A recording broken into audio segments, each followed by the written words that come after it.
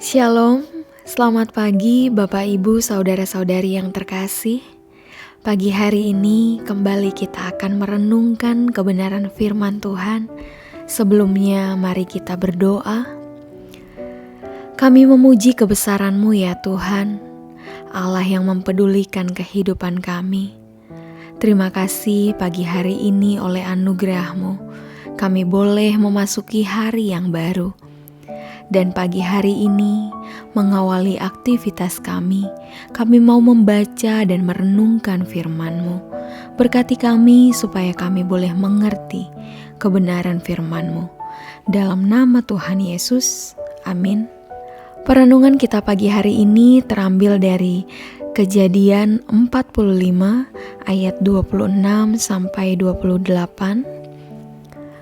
Mereka menceritakan kepadanya, Yusuf masih hidup, bahkan dialah yang menjadi kuasa atas seluruh tanah Mesir. Tetapi hati Yakub tetap dingin, sebab ia tidak dapat mempercayai mereka. Tetapi ketika mereka menyampaikan kepadanya segala perkataan yang diucapkan Yusuf, dan ketika dilihatnya kereta yang dikirim oleh Yusuf untuk menjemputnya, maka bangkitlah kembali semangat Yakub, ayah mereka itu.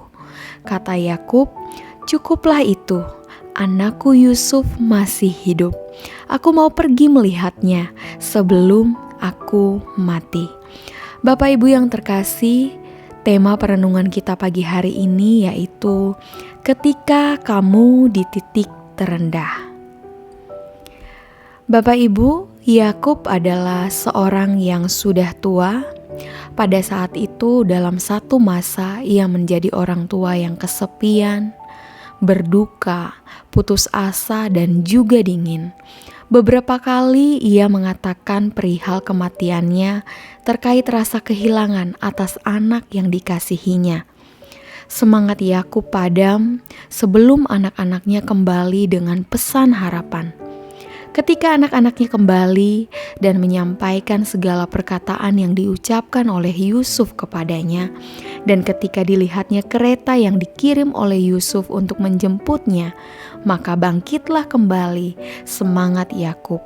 Yakub mempersembahkan korban sembelihan kepada Allah, dan Allah berfirman kepada Yakub supaya ia tidak takut pergi ke Mesir, sebab Tuhan akan menjadikan keturunan Yakub bangsa yang besar. Bapak Ibu yang terkasih, Tuhan seringkali bekerja dengan cara demikian.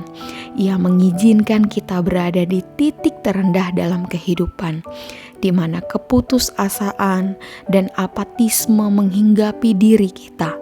Ketika Yakub berkata, segala sesuatu melawan aku, itu dapat kita lihat di Kejadian 42 ayat 36. Pada saat itu juga Tuhan sedang mengerjakan segala sesuatu untuk kebaikannya. Kita sering tidak menyadari kebutuhan dan kebergantungan total kita akan Tuhan, sampai kita berada dalam keadaan yang benar-benar hancur dan putus asa.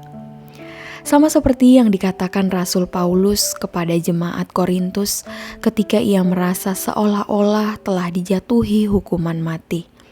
Hal itu Tuhan izinkan terjadi supaya kita jangan menaruh kepercayaan pada diri sendiri, tetapi hanya kepada Allah saja. Kita harus percaya bahwa Tuhan bukan hanya sanggup menyediakan kebutuhan kita secara berlimpah, tetapi lebih dari itu, Ia melakukan menurut waktunya supaya kita belajar percaya hanya kepadanya. Amin untuk kebenaran firman Tuhan. Mari kita berdoa.